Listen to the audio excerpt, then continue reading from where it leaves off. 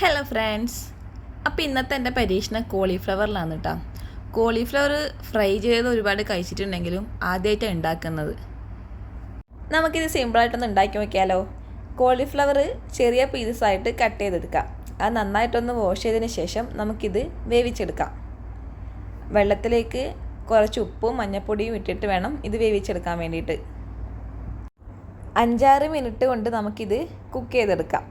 ഇനി നമുക്ക് ബാറ്റർ തയ്യാറാക്കിയെടുക്കാം. അതിനായി ഇഞ്ചി വെളുത്തുള്ളി പേസ്റ്റും മുളക് പൊടി, ഗരം മസാല, ചിക്കൻ മസാല, അല്പം കുരുമുളക് പൊടി, പിന്നെ ഉപ്പ്, കുറച്ച് ലെമൺ ജ്യൂസ് കൂടെ ആഡ് ചെയ്ത് കൊടുക്കാം. ഇനി ഇതിലേക്ക് അരിപ്പൊടിയും, ഞാനിവിടെ മൈദ എടുത്തിട്ടുള്ളത്, കോൺഫ്ലോർ ആണെങ്കിൽ കുറച്ചുകൂടെ ബെറ്റർ ആയിരിക്കും. കുറച്ച് വെള്ളം കൂടെ ഒഴിച്ച് നന്നായിട്ട് മിക്സ് ചെയ്തെടുക്കാം. ഈ ബാറ്ററിലേക്ക് നമ്മൾ വേവിച്ച് വെച്ച കോളിഫ്ലവറിൻ്റെ പീസസ് ഇട്ട് കൊടുക്കാം. നന്നായിട്ടിത് യോജിപ്പിച്ച് കൊടുക്കാം. ചൂടായി വന്ന എണ്ണയിലേക്ക് നമുക്ക് ഈ കോളിഫ്ലവർ ഇട്ട് കൊടുത്ത് നന്നായിട്ടൊന്ന് ഫ്രൈ ചെയ്തെടുക്കാം. സംഭവം നല്ല അടിപൊളിയായിട്ടുണ്ട് കേട്ടോ. എല്ലാവരും ട്രൈ ചെയ്ത് നോക്കണേ.